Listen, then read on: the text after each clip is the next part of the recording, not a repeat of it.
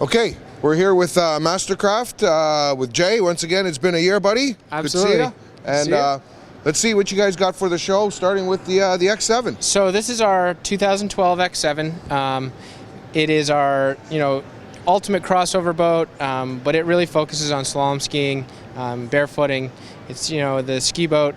It runs in as a 197 as well with the ski package, but this one's got the wakeboard package on it as well. So it's a really good all-rounder, because if you're into skiing but you like to do a little bit of wakeboarding still, this boat, it's got the tower, the ballast, the stereo, everything you need to get out there wakeboarding. You mentioned ballast. How much weight does it put in for ballast? I believe this one's got about 500 pounds. It is just a little boat, so it's got 500 pounds in one bag at the back. But it's also got the tournament zero-off GPS in it, so you can get out there and pull a slalom tournament, no problem. All right. Okay, let's move down, have a look at the, what's next up? X14V. The X14V. Right on.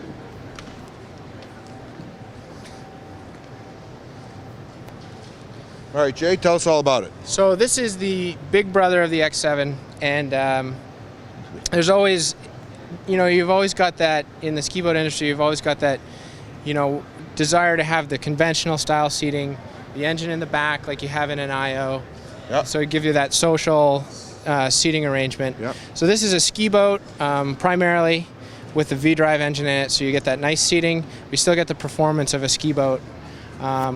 They've mounted the engine a little bit further forward, so you get a really good balance. The gas tank takes place of where the engine used to be. And this boat's just a little more social, but if you're still really into skiing, you enjoy a lot of water skiing first.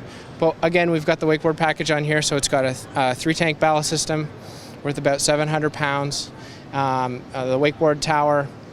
And this one's also equipped with satellite-based cruise control, zero-off, and then it's also got the new touchscreen system in it. The touchscine system. Yeah. Now I'm just looking at the tower here. These are hydraulically assisted? So yeah, these are nitrogen gas shocks. What they do is they assist the tower. So if it's got your speakers and lights and stuff on top of it, it lets it come up and down smoothly without being heavy. So one person can lift it up and down. Can you give us a demonstration? Absolutely. Let's go. Climb in here.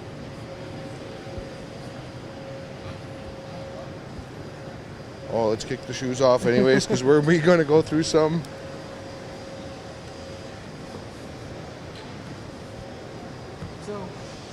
Hold on, just wait a second. There we go. So you have screw pins on both sides. We've got one undone already. We'll undo the other.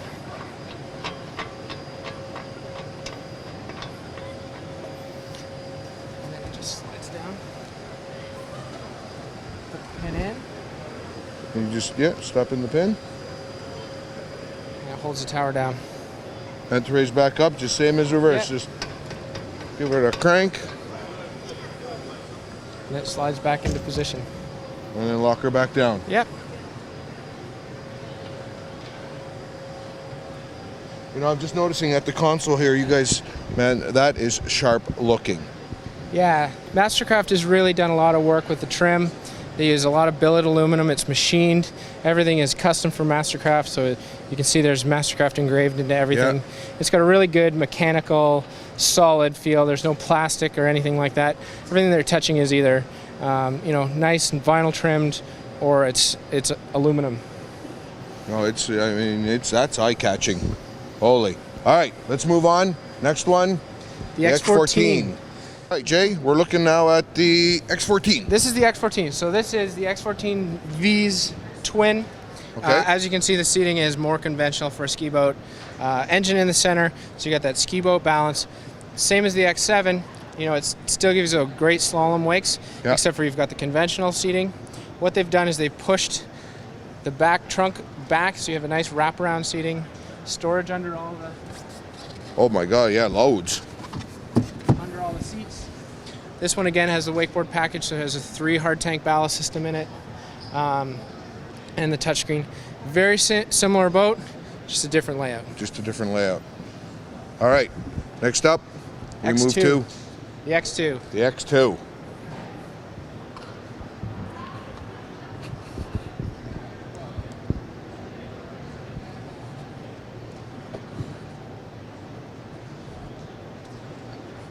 All right, so we're looking at the X2 right here. Yeah. So this is the 2012 X2. Yeah. New deck for this year, same grade hull. They've redesigned the deck to get a little bit more bow space. They've also included a walkover for this year on the back platform. They also have a new trim tab system that's developed for the boat. It auto levels the boat. It helps it to get up and out of the hole even faster than it did before. That's always good. This one's got the rear-facing tower lights, the bimini, and again that new touchscreen system. This boat's all wired up, so we can actually turn it on and have a look at it if you'd like. It's absolutely. Cool. Nothing better than pushing buttons.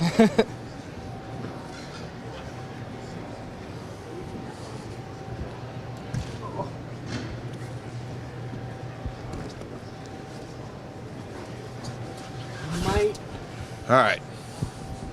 How cool is this? So when you turn the key, everything lights up. We have our touchscreen on the side here. They moved the touchscreen from center of the dash to the side this year.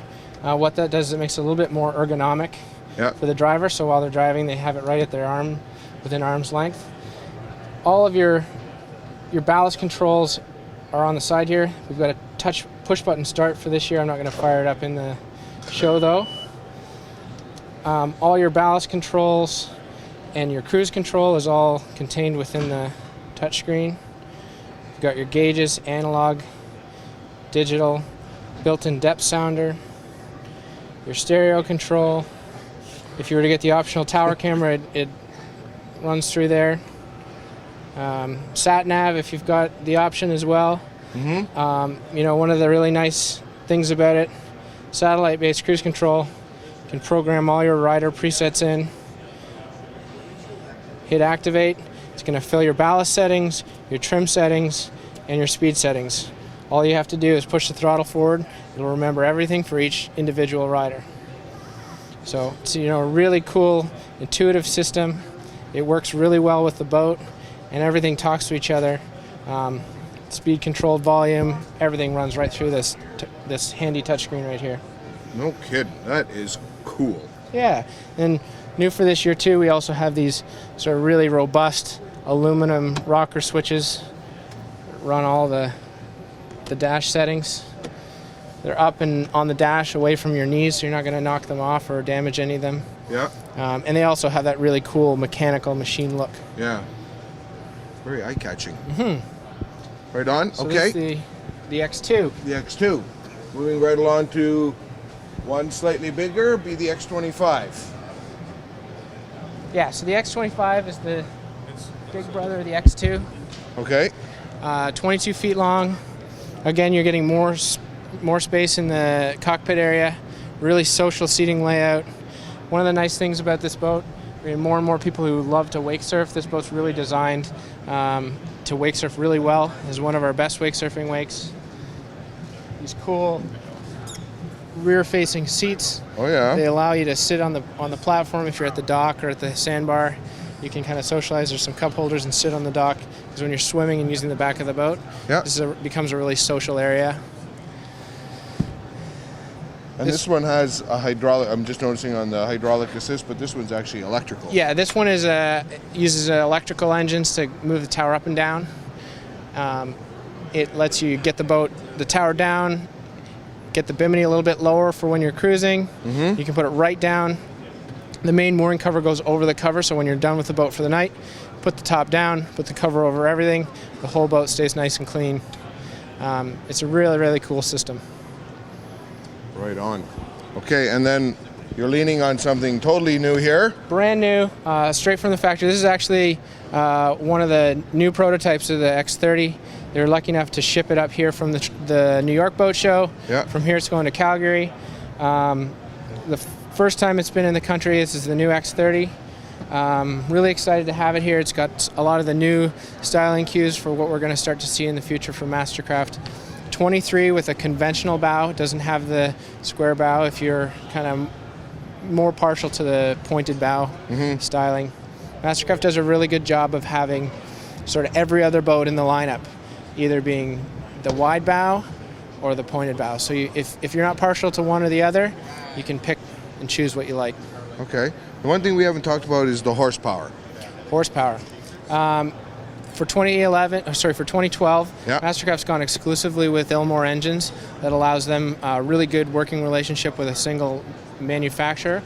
They Okay. start with a 5.7 Ilmor, and they run all the way up to the 7.4 with the 6.2 liter and the 6 liter in between. So that gives you a horsepower range from about 320 Yeah. to 522. All naturally aspirated and all catalyzed. Wow. Yeah.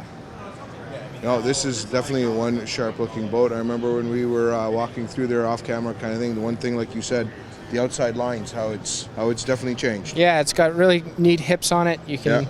gets you a little bit more width at the back. These great step pads make it easy to get in and out off the dock. And it also gets you a little bit more storage in the back compartments here. Let's have a look. Oh, that's huge. My good God. How about sound system? CJL audios? Yep. All the boats with the wakeboarding package come standard with JL audio, JL audio amps, and Clarion decks. The optional upgrades to add more JL to the top. There's no question JL have some of the best speakers in the market. Yep. Really robust sound, and we see no damage with them in any environment. They're an awesome, awesome sound system. Right on. Okay, Jay. Excellent. Appreciate it. Thank you very much. Excellent. Nice to see you guys again. Yeah, cheers.